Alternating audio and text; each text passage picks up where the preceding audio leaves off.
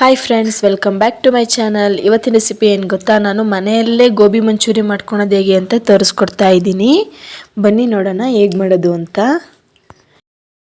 ನಾನಿಲ್ಲಿ 1.5 ಕಪ್ ಆಗುವಷ್ಟು ಮೈದಾ ಹಿಟ್ಟನ್ನ ಹಾಕ್ಕೊತಾ ಇದ್ದೀನಿ. ಹಾಗೆಯೇ ಅದಕ್ಕೆ 1 ಕಪ್ ಆಗುವಷ್ಟು ಕಾರ್ನ್ಫ್ಲವರ್ನ ಸೇರಿಸ್ಕೊತಾ ಇದ್ದೀನಿ, ಅಂದರೆ ಜೋಳದ ಹಿಟ್ಟು.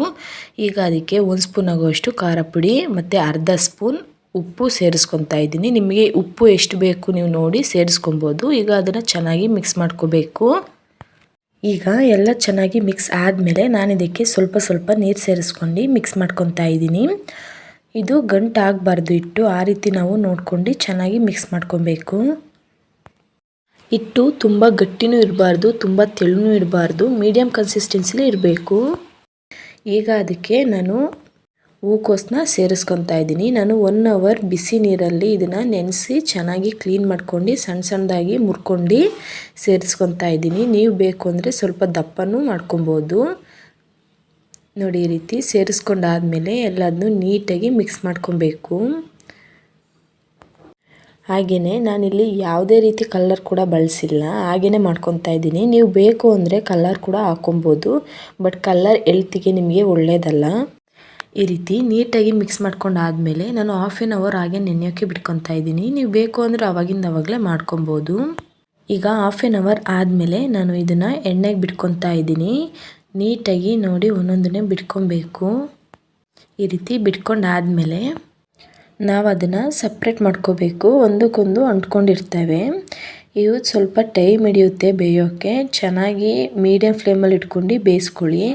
ನೋಡಿ ಆಗಿದೆ. ಈಗ ಇದನ್ನು ಎತ್ತಿಟ್ಕೊತಾ ಇದ್ದೀನಿ. ಇದೇ ರೀತಿ ಎಲ್ಲದನ್ನೂ ಬಿಟ್ಕೊಂಡು ಮೀಡಿಯಮ್ ಫ್ಲೇಮಲ್ಲೇ ಬೇಯಿಸ್ಕೊಬೇಕು.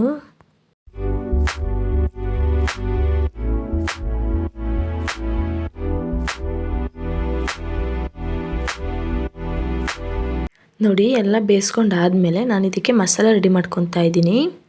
ನಾನಿಲ್ಲಿ 2 ಮೀಡಿಯಮ್ ಸೈಜ್ ಈರುಳ್ಳಿನ ಸಣ್ಣದಾಗಿ ಹೆಚ್ಚಿಟ್ಕೊಂಡಿದ್ದೀನಿ. ಹಾಗೆ 1 ಮುಷ್ಟಿಯಷ್ಟು ಸಾಂಬಾರು ಸೊಪ್ಪು ತೊಗೊಂಡಿದ್ದೀನಿ. 2 ಬೋಂಡದ ಮೆಣಸಿನ್ಕಾಯಿ ತೊಗೊಂಡಿದ್ದೀನಿ. ನಿಮ್ಮ ಹತ್ರ ಕ್ಯಾಪ್ಸಿಕಮ್ ಇದ್ದರೆ ಕ್ಯಾಪ್ಸಿಕಮ್ ಕೂಡ ಹಾಕ್ಕೊಬೋದು. ನನ್ನ ಹತ್ರ ಇರಲಿಲ್ಲ, ಹಾಗಾಗಿ ನಾನು ಬೋಂಡದ ಮೆಣಸಿನ್ಕಾಯಿ ಯೂಸ್ ಮಾಡ್ತಾ ಇದ್ದೀನಿ. 1 ಕ್ಯಾರೆಟ್ನ ಸಣ್ಣದಾಗಿ ತುರಿದು ಇಟ್ಕೊಂಡಿದ್ದೀನಿ. ಗೋಬಿಗೆ ಮಸಾಲೆ ಸ್ವಲ್ಪ ಕ್ರೀಮಿ ಸ್ಟ್ರಕ್ಚರಲ್ಲಿ ಇರಬೇಕಲ್ವ, ಹಾಗಾಗಿ ನಾನು 1 ಸ್ಪೂನ್ ಕಾರ್ನ್ಫ್ಲವರ್ನ ನೀರಲ್ಲಿ ಮಿಕ್ಸ್ ಮಾಡಿ ಇಟ್ಕೊಂಡಿದ್ದೀನಿ. ಈಗ ಒಂದು ಬಾಣಲಿಗೆ ಸ್ವಲ್ಪ ಎಣ್ಣೆ ಸೇರಿಸ್ಕೊಂಡು ಒಂದು ಸ್ವಲ್ಪ ಸಾಸಿವೆ ಸೇರಿಸ್ಕೊತಾ ಇದ್ದೀನಿ. ಹಾಗೆ ನಾವು ಸಣ್ಣದಾಗಿ ಹೆಚ್ಚಿಟ್ಕೊಂಡಿರೋ ಮೆಣಸಿನ್ಕಾಯಿನ ಕೂಡ ಸೇರಿಸ್ಕೊಂಡು ಚೆನ್ನಾಗಿ ಫ್ರೈ ಮಾಡ್ಕೊತಾ ಇದ್ದೀನಿ.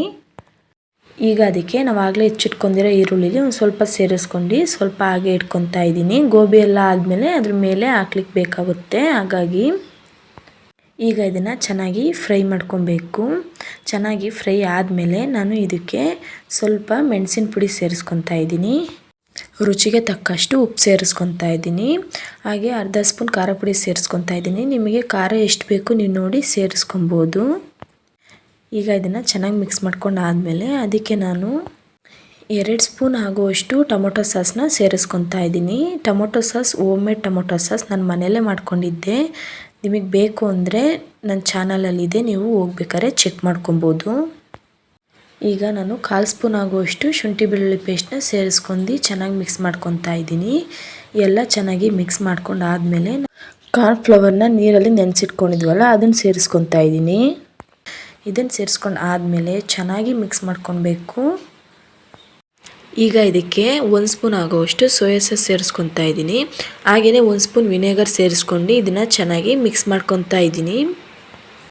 ನೋಡಿ, ಈಗ ಮಸಾಲ ರೆಡಿಯಾಗಿದೆ. ಈಗ ಅದಕ್ಕೆ ಗೋಬಿ ಸೇರಿಸ್ಕೊಂಡು ಒಂದು 2 ನಿಮಿಷ ಫ್ರೈ ಮಾಡ್ಕೊಂಡು ಸ್ವಲ್ಪ ಮೇಲೆ ಸಾಂಬಾರು ಸೊಪ್ಪು ಉದುರಿಸ್ಕೊಂಡ್ರೆ ಆಯಿತು. ಹೊರ್ಗಡೆ ಹೋಗ್ಬಿಟ್ಟು ತಿಂದು ಸುಮ್ಮನೆ ನಮ್ಮ ಆರೋಗ್ಯನ ನಾವು ಹಾಳು ಮಾಡ್ಕೊಳೋ ಬದಲು ಮನೇಲೇ ಮಾಡ್ಕೊಂಡು ತಿನ್ಬೋದು. ಆರೋಗ್ಯನೂ ತುಂಬ ಚೆನ್ನಾಗಿರುತ್ತೆ. ಈಗ ಇದನ್ನು ಒಂದು ಬೌಲ್ಗೆ ಸರ್ವ್ ಮಾಡ್ಕೊಂಡು ಅದರ ಮೇಲೆ ಈರುಳ್ಳಿ, ಸಾಂಬಾರು ಸೊಪ್ಪು, ಕ್ಯಾರೆಟ್ನ ಉದುರಿಸ್ಕೊಂಡ್ರೆ ಗೋಬಿ ರೆಡಿ ಆಯಿತು. ತುಂಬಾ ಈಸಿಯಾಗಿ ಮನೇಲೇ ಮಾಡ್ಕೊಬೋದು. ನೋಡಿದ್ರಲ್ಲ ಫ್ರೆಂಡ್ಸ್, ಇವತ್ತಿನ ರೆಸಿಪಿ ಗೋಬಿನ ಮನೇಲಿ ತುಂಬ ಸುಲಭವಾಗಿ ಹೇಗೆ ಮಾಡ್ಕೊಳೋದು ಅಂತ. ನಿಮಗೆ ಇಷ್ಟ ಆಗಿದ್ರೆ ಪ್ಲೀಸ್ ಲೈಕ್ ಮಾಡಿ, ಶೇರ್ ಮಾಡಿ, ಕಮೆಂಟ್ ಮಾಡಿ, ಸಬ್ಸ್ಕ್ರೈಬ್ ಮಾಡೋದನ್ನ ಮರಿಬೇಡಿ.